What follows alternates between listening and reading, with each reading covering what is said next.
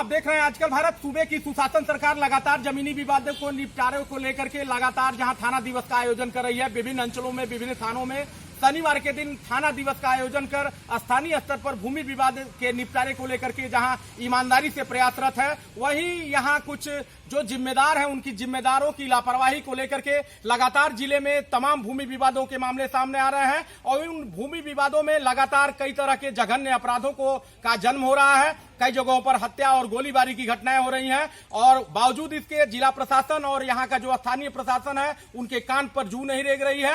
एक ताजा मामला आया है दरौली थाना क्षेत्र के बलहू पंचायत के गौरी राजस्व ग्राम का, जहां पीड़ित द्वारा लगातार थाना और अंचल का चक्कर काटते काटते इस जो जमीन है इस जमीनी विवाद के न्याय की उम्मीद को छोड़ दिया गया है और आज पुनः ये एक शिकायत पत्र लेकर के अंचल पदाधिकारी कार्यालय पहुंचे हैं। इसी कड़ी में आजकल भारत से इनकी मुलाकात हुई है। हम इनसे जानेंगे कि इनका मामला क्या है और किस मामले को लेकर के लगातार दिल्ली जैसे महानगरी को छोड़ करके एक माह से अपने घर रुके हुए। स्वागत है। क्या नाम है आपका? मेरा नाम बच्चा ठाकुर।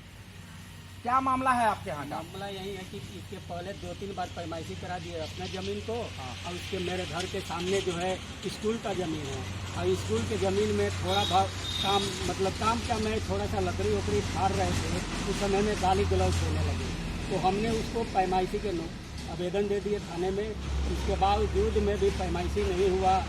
जिस दिन दूसरा पैमाइशी हुआ अमीन साहब बोले भी कि इसका नोटिस गया है, ये जब पैमाइशी होगा तभी आप लोग कुछ करेंगे, तभी मैं यहाँ का डांट दिखाऊंगा। इसी बीच में दूसरी पार्टी जो है अपना बलपूर्वक उसमें पलानी डाल दिया।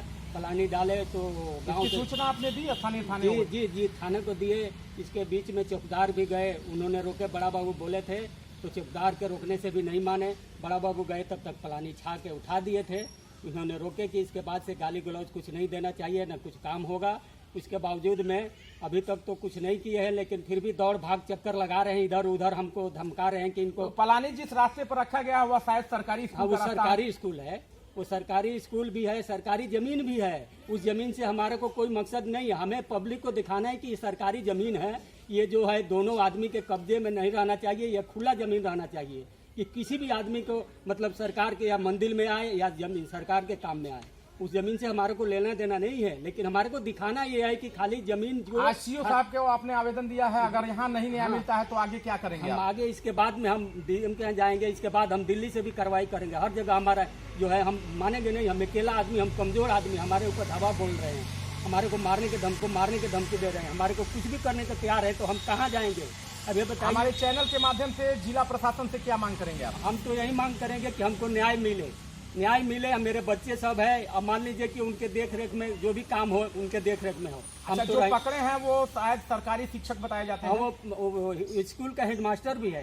क्या नाम है उनका? उनका अनिल प्रसाद राजभर है, एक के सुनील प्रसाद राजभर है। वो दोनों आदमी जो है वो लोग सब पलानी वलानी डाल दिए जबरदस्ती। मेरे को नाम बता दीजिए, परिचय दे दीजिए। मेरा नाम बच्चा ठाकुर।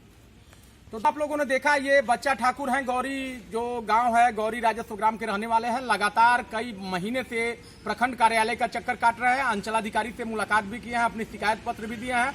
बावजूद इसके जब बीच में प्रशासनिक कार्यवाही चल रही थी, इसी बीच 2 शिक्षकों ने दबंगई दिखाते हुए जो सरकारी गरमजरुआ जमीन है उस जमीन पर पलानी रखने का काम किया है और इस पलानी रखने से जो सरकारी विद्यालय जाने वाला रास्ता है वह पूरी तरह से अवरुद्ध हो गया है। गांव वालों के निकलने चलने आवागमन का एकमात्र रास्ता था जिसे बंद कर दिया गया है और जिसे लेकर के अकेले बच्चा ठाकुर इस लड़ाई को लड़ रहे हैं। और इन्होंने बताया कि यदि इन्हें यहाँ से न्याय नहीं मिलता है तो आगे ये जिला पदाधिकारी के जनता दरबार में जाएंगे। कैमरा पर्सन इमरान साथ मैं अशोक कुमार पांडे, आजकल भारत सिवान।